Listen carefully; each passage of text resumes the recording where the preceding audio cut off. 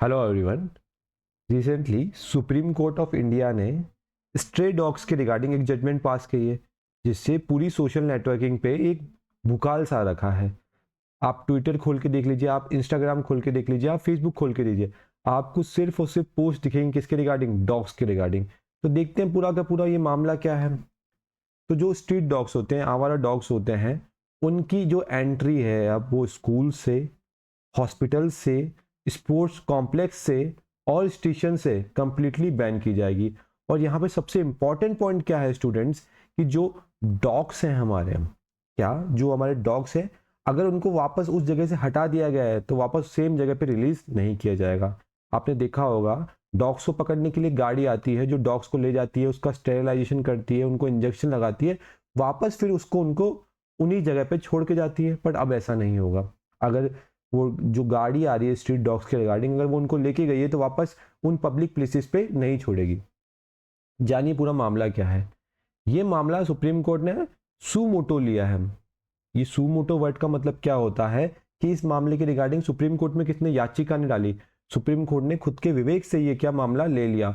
और ये मामला लिया क्यों गया, क्यों रिसेंटली मीडिया ने फ्रिक्वेंट जो डॉग्स अटैक्स होते हैं ना उसको हाईलाइट किया, जिस कारण सुप्रीम कोर्ट ने इसको अपने अंदर लिया। अब साथ ही साथ ये मामला सिर्फ और सिर्फ स्ट्रीट डॉग्स, आवारा कुत्तों के लिए नहीं है। ये मामला हम बाकी जो हमारे कैटल्स होते हैं, लाइक हमारी काऊ, हमारा बैल, इन सबको भी क्या करता है, ये इंक्लूड करता है। और उन्होंने national highway authority of India और जो हमारे स्टेट हाईवे हैं उनको भी बोला है कि आप जो कैटल्स हैं उनको भी हटाइए, जो काव हैं, बफेलोस हैं, इनको भी हटाइए। क्यों? क्योंकि इनके कारण भी हमारे पास क्या देखा जाता है, बहुत ज़्यादा मात्रा में रोड एक्सीडेंट देखा जा रहा है। और जो भी गवर्नमेंट ऑफिसर्स ये आज्ञा का पालन नहीं करेंगे या ये इनके रिगार्डिंग एक्शन नहीं लेंगे तो उनको नॉन कंप्लायंस मतलब सुप्रीम कोर्ट की बात ना मानने के कारण क्या हो सकती है, सजा भी हो सकती है। जैसे ही सुप्रीम कोर्ट ने ये जजमेंट दिया, पूरा सोशल नेटवर्किंग देख लेंगे, पूरे आप इंस्टाग्राम देख लीजिए, ट्विटर देख लीजिए, एक लहर से चली है हमारे स्ट्रीट डॉग और कैटल्स के रिगार्डिंग। चलिए देखते हैं पूरा मुद्दा क्या है, कुछ ऑथेंटिक डाटा देखते हैं हमारे डॉग्स के रिगार्डिंग और डॉग बाइट के रिगार्डिंग। मित्रों, आप जान के हैरान हो जाएंगे कि वर्ल्ड हेल्थ ऑर्गेनाइजेशन WHO का कहना है कि इंडिया के अंदर 36% ग्लोबल रेबिट डेथ है। मतलब अगर मान लो पूरे विश्व में 100 लोग रेबीज से मर रहे हैं तो सिर्फ इंडिया से हमारे 36 लोग हो जाते हैं। इस खबर सच में चौंकाने वाला है, ये आंकड़ा सच में दिल दहलाने वाला है कि अगर पूरे विश्व में 100 लोग रेबीज के कारण मर रहे हैं तो उसमें सिर्फ 36 तो किससे हो रहे हैं, सिर्फ और सिर्फ इंडिया के अंदर हो रहे हैं। और अगर मैं बात करूं रेबीज की, तो रेबीज सिर्फ और सिर्फ कुत्ते के काटने से नहीं फैलता, ये हमारे मंकी बाइट से भी फैलता है, ये हमारे मंकी बाइट से भी फैलता है, ये हमारे कैट बाइट से भी फैलता है। रेबीज जनरली होता क्या है, जो ये एनिमल्स होते हैं उनका जो सलाइवा होता है उससे हमारा क्या, रेबीज नाम का एक जो होता है लिक्विड निकलता है, ठीक है। उसके बाद हम बात करें, अगर मैं बात करूं हमारे WHO के एक और डाटा की, तो वो ये बताता है कि इंडिया के अंदर साल में 1 करोड़ से भी ज़्यादा क्या हो रहे हैं, डॉग बाइट के केस हो रहे हैं। मतलब हर साल 1 करोड़ से भी ज़्यादा डॉग बाइट के केस रिपोर्ट हो रहे हैं। ये तो डाटा वो है जो रिपोर्ट्स में आया है। उसके अलावा नेशनल क्राइम रिकॉर्ड ब्यूरो ने भी स्टूडेंट्स ये कहा है कि ईयर ऑन ईयर, साल दर साल क्या होता जा रहा है, डॉग बाइट के केसेस के कारण इंजरीज होती जा रही है, ठीक है। और रोड एक्सीडेंट में तो डॉग्स का काफ़ी बड़ा रोल रहता ही है। आप ये रिपोर्ट भी देख सकते हैं WHO की, जिसमें इंडिया क्या कर रहा है, टॉप कर रहा है रेबीज की डेथ के रिगार्डिंग। 305 305 डेथ हो चुकी है किसी कारण, रेबीज के कारण। और ये डाटा हमारा कब का है, 2022 का, जो लास्ट डाटा WHO ने प्रेजेंट किया था। उसके अलावा एक डाटा और आप देख लीजिए कि इंडिया के अंदर जो स्ट्रे डॉग्स, जो आवारा कुत्ते हैं, उनकी संख्या, पॉपुलेशन निरंतर क्या होती जा रही है, बढ़ती जा रही है, ठीक है। और ये जो स्ट्रे डॉग्स हैं ये कहाँ, हमारे स्कूल, हॉस्पिटल, ट्रांसपोर्ट्स जैसे या बस स्टैंड, रेलवे स्टेशन, इधर भी काफ़ी ज़्यादा देखे जाते हैं। और साथ ही साथ हाईवेज पे तो जो सबसे बड़ा कारण माना जाता है रोड एक्सीडेंट का, वो क्या है, हमारी स्ट्रे कैटल्स, काऊ, बफेलो, गाय, भैंस, ये सब इनका कारण माना जा रहा है।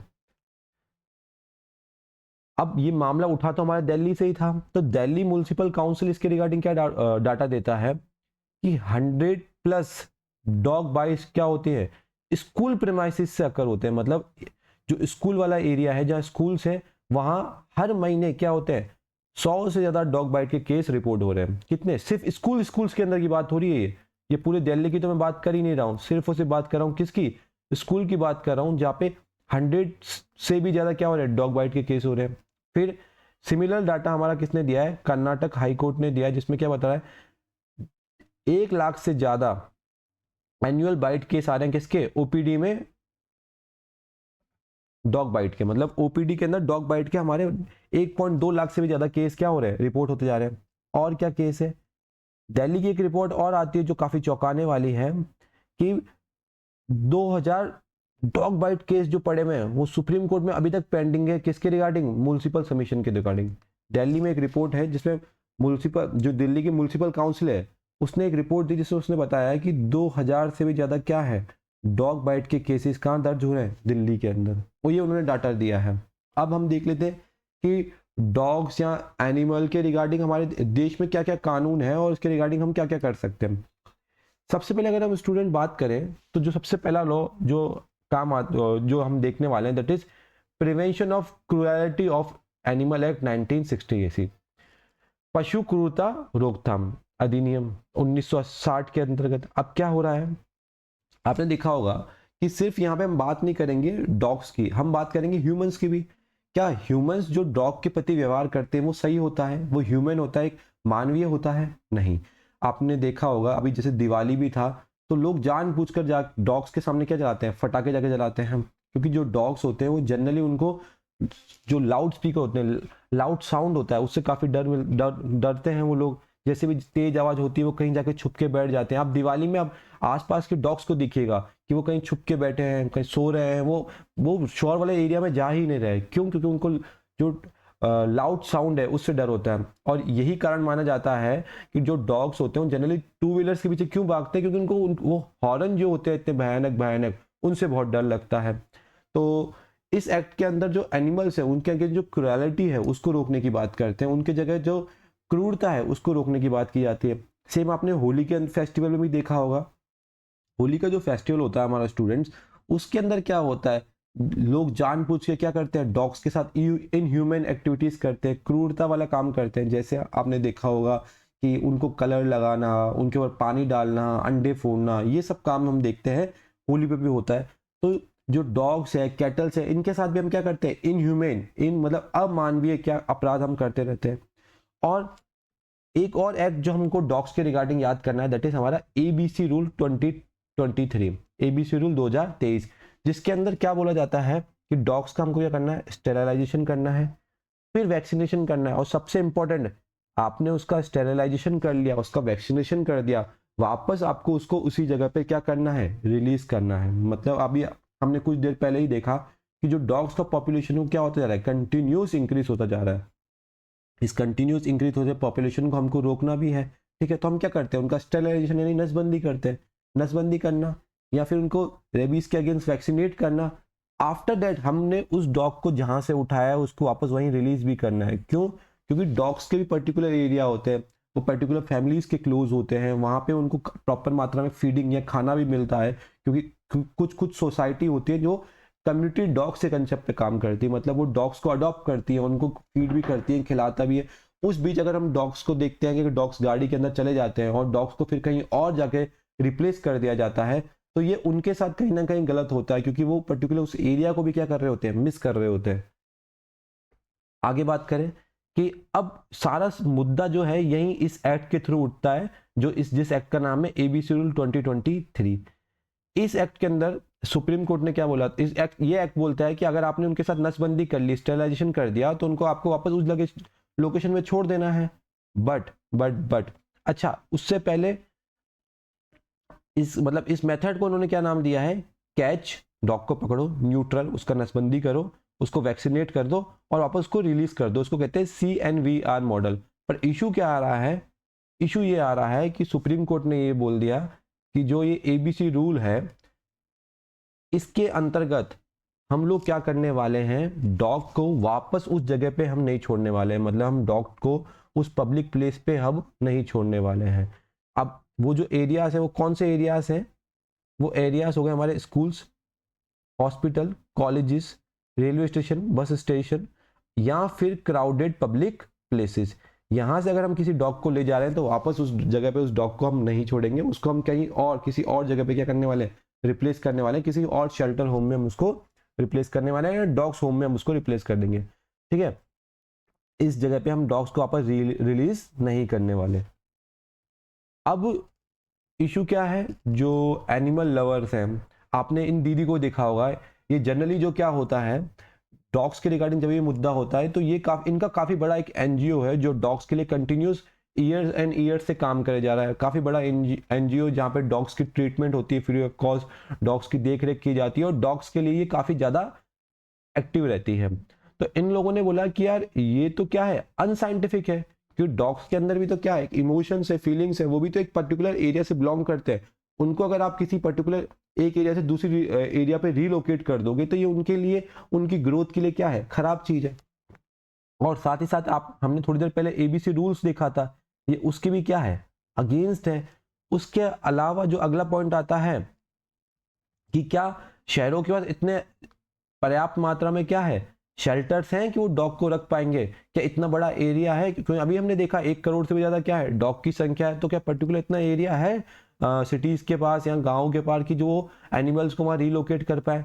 दूसरी बात कि ये प्रोसेस कोई चीप सस्ता प्रोसेस तो होगा नहीं, ये तो क्या है हमारा एक्सपेंसिव प्रोसेस है, तो इसका फेंसिंग सर्विलेंस जो काफी कॉस्टली है, तो गवर्नमेंट कितने टाइम में करेगा और कितना पैसा खर्च करेगा। साथ ही साथ हम देखते हैं कि यार एक एथिकल कंसर्न भी उभर के आता है, क्यों, क्योंकि ये कंसेप्ट फंस के आता है कि भाई जो हमारे फंडामेंटल राइट है, जिसमें आता है हमारा आर्टिकल 19, जो हमारा क्या कहता है कि हमारे पास क्या है, राइट टू मूवमेंट है, तो क्या जो हमारे फंडामेंटल राइट है सिर्फ और सिर्फ ह्यूमंस तक सीमित है, क्या ये डॉग्स के लिए सीमित नहीं है। ठीक है, यहाँ का आर्टिकल 21 जो राइट टू लाइफ की बात करता है, तो क्या सिर्फ ये ह्यूमंस तक लिमिटेड है। तो सुप्रीम कोर्ट इसके रिगार्डिंग पहले भी बता चुका है कि जो ये सब राइट्स है वो सिर्फ ह्यूमन तक लिमिटेड ना है, ये हमारे एनिमल्स के रिगार्डिंग भी क्या होते हैं, ऑल एप्लीकेबल होते हैं। तो ये हमारा कंसेंट आ गया भाई कि ये ह्यूमन वर्सेस डॉग नहीं है, ह्यूमन एंड डॉग है। यहाँ पे लड़ाई आदमी और डॉग के बीच में नहीं है, या दोनों पक्षों को हमको सुनना पड़ेगा। और इसलिए मैं एक टर्म को बार बार यूज करता हूँ, that is called balance of opinion. Balance of opinion क्या होता है कि मुझे एक पक्ष का अगर मैं बात सुन रहा हूँ कि भाई जो लोग डॉग्स के अगेंस्ट बोल रहे हैं, जो डॉग्स के रिलोकेशन को सपोर्ट करते हैं, तो मुझे उन डॉग्स लवर की बात सुननी चाहिए जिनका जो पॉइंट है वो भी काफी वैलिड है। उसके अलावा कि ये अगर हमको वेरियस स्टेट्स, अलग अलग राज्यों में इंप्लीमेंट करना है, तो एक इशू ये भी तो हो सकता है कि हमारे सेंटर में एक अलग गवर्नमेंट है और जो हमारे जो स्टेट्स हैं उनमें डिफरेंट गवर्नमेंट्स हैं, तो इनके बीच में कोऑर्डिनेशन कैसे हम बिठाएं, कैसे बिठाएं इनके बीच में हमारा कोऑर्डिनेशन। ठीक है, उसके अलावा पॉलिटिकल सिनेरियो देखूं तो ये कुछ लोग बोलते हैं कि यार जुडिशियल एक्टिविज्म नहीं है, ये क्या है, जुडिशियल ओवररीच है। क्या है हमारा, जुडिशियल ओवररीच है। जुडिशियल ओवररीच कैसे है, मतलब लॉ बनाने का काम तो किसका है, एग्जीक्यूटिव और लेजिस्लेचर का। लेजिस्लेचर लॉ लाते हैं, एग्जीक्यूटिव लॉ को इंप्लीमेंट करते हैं। तो जुडिशरी कैसे कुछ बता सकता है, जुडिशरी कैसे बोल सकता है, पर हम फिर आर्टिकल 142 पढ़ते हैं जिसमें हमको पता चलता है कि जुडिशरी के पास भी अधिकार है कि टू एंश्योर कंप्लीट जस्टिस, वो कोई भी ऑर्डर डिग्री ला सकता है देश के अंदर। उसके अलावा एनवायरमेंटल कंसर्न हमको ये समझ में आता है कि अब इतने डॉग्स को रिलोकेट करना है तो जाहिर सी बात है किसी ह्यूमंस के थ्रू करोगे। वॉल्ट टेस्ट, वो जो डॉग को रिलोकेट करने वाला ह्यूमन है उसको काट जाता है डॉग, उसको कोई ना कोई जूनोटिक डिजीज हो सकता है, या फिर मैं बात करूं ह्यूमन एनिमल कॉन्फ्लिक्ट भी हमको देखने को मिल सकता है। एथिकल कंसर्न की हम बात ही कर चुके हैं। तो ये पूरा हम मैटर हमने देखा डॉग्स एंड हमारे डॉग्स वर्सेस ह्यूमन के रिगार्डिंग, बट हमको किसी एक्सट्रीम एंड की तरफ नहीं जाना है, हमको एक क्या रखनी है, बैलेंस अप्रोच रखनी है। क्या रखना है, हमारे को एक बैलेंस अप्रोच की तरह जाना है।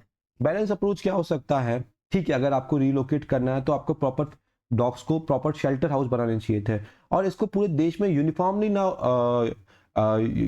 इम्प्लीमेंट करके हमको पर्टिकुलर एक एक स्टेट से स्टार्ट करना चाहिए कि कैसे स्टेट परफॉर्म कर रहे हैं, पर्टिकुलर स्टेट्स में हमको क्या करना चाहिए, डॉग हाउस बनाने चाहिए, उनको प्रॉपर फूड देना चाहिए।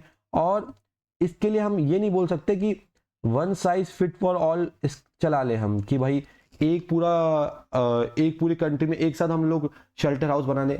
पर्टिकुलर स्टेट बाय स्टेट हम टारगेट कर सकते हैं और देखते हैं कि कौन सा स्टेट किस तरीके से परफॉर्म कर रहा है, वो किस तरह का इनोवेशन ला रहा है, और ऐसे करके हम पूरी कंट्री के अंदर डॉग्स के लिए एक बेटर प्लेस बना सकते हैं जहाँ पे वो रिलोकेट हो पाए। साथ ही साथ उनका भी क्या हो पाए, उनको भी जो न्यूट्रिशन है या उनको भी जो राइट टू लाइफ है, वो भी अपनी राइट टू लाइफ और अपने राइट टू मूवमेंट को एंजॉय कर पाए। Okay, thank you so much everyone, मिलते हैं हमारे नेक्स्ट वीडियो में।